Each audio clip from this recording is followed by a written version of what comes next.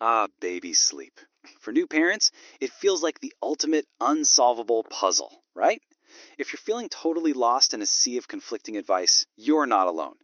We're not going to promise some magical fix, but we are going to look at small supportive changes that actually truly work. I mean, it's a puzzle you're trying to solve at 3 a.m. while you're completely exhausted, isn't it? You're scrolling through forums, and every piece of advice seems to completely contradict the last. It's that relentless search for answers that we want to simplify for you today. So let's just reframe this whole thing. What if getting better sleep isn't about achieving some kind of mythical, flawless night? What if it's really about understanding the why behind your baby's sleep patterns so you can support them in the best way possible? Let's break down how to do exactly that. Now, before we get into any techniques or routines, we have to start with the absolute foundation safety. This part is completely non negotiable. Getting this right lets you build every other strategy on a solid, confident base.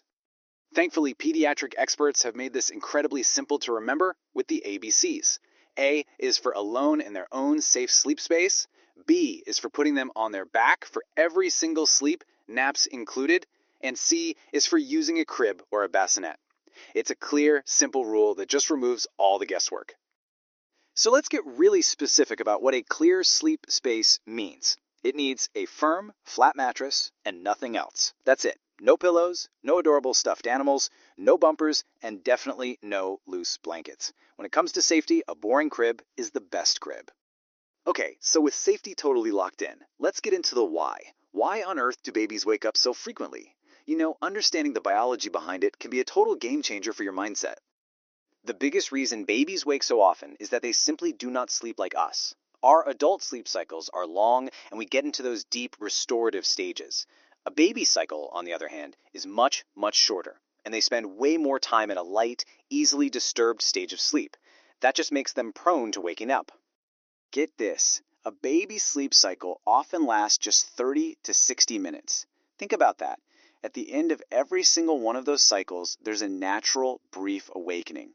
They aren't waking because you did something wrong. They're waking up simply because they finished a sleep cycle. It's just pure biology. So this is the really crucial point. You can't stop biology. The goal isn't to prevent every single one of those wake-ups. That's impossible. The real skill we want to encourage is helping our baby learn how to recognize they're safe and just drift back to sleep on their own. Okay, so if we can't change their sleep cycles, what can we control? The environment. By engineering their room to be a predictable, sleep-inducing space, a little sleep sanctuary, we can make it so much easier for them to settle back to sleep. These three things are your toolkit. A truly dark room helps their brain produce melatonin, the sleep hormone. A consistent, boring sound like white noise can mask all those disruptive sounds, like a dog barking or a door slamming. And a comfortably cool temperature isn't just safer, it's also way more conducive to good sleep. Alright, so we've got a safe space and a sleep-inducing sanctuary. Now let's dive into a few key techniques you can start using to gently shape those healthy habits. You probably heard this phrase, drowsy but awake, but it's so often misunderstood. It does not mean putting a wide awake baby in the crib and just walking away. It means watching for those early sleep cues, that first little yawn, the glassy-eyed stare, their movements getting slower, and putting them down in that calm, relaxed state. This gives them the chance to practice the skill of falling asleep in their own space. Now, this is a concept that is so often overlooked. If nighttime feels totally chaotic, the solution might actually be found during the day. An overtired baby doesn't sleep better, they sleep so much worse.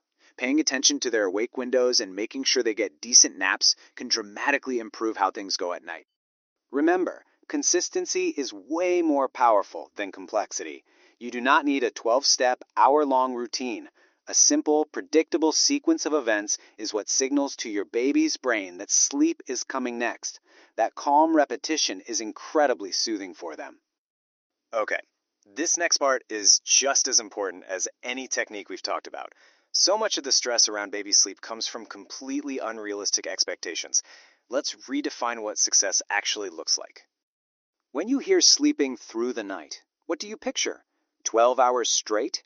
Well, for a baby, a solid 5 or 6 hour stretch is a massive developmental milestone, and it absolutely qualifies as sleeping through the night. Just anchoring your expectations to that reality can lift a huge weight off your shoulders. It's so important to celebrate the right things. Progress isn't just about a longer stretch of sleep.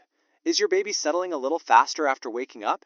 Is the bedtime routine calmer than it was last week? Those are huge wins and the true signs that you're making progress.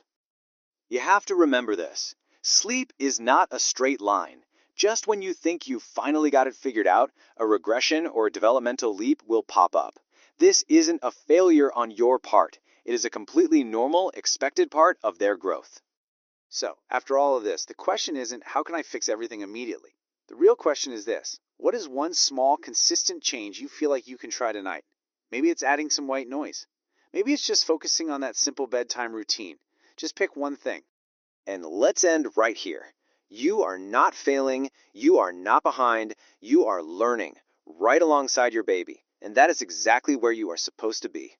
Be patient with them, and please, be patient with yourself. Sleep will come.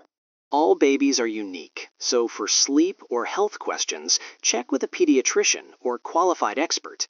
If this video helped you tonight, don't forget to like and subscribe to Tiny Humans 101.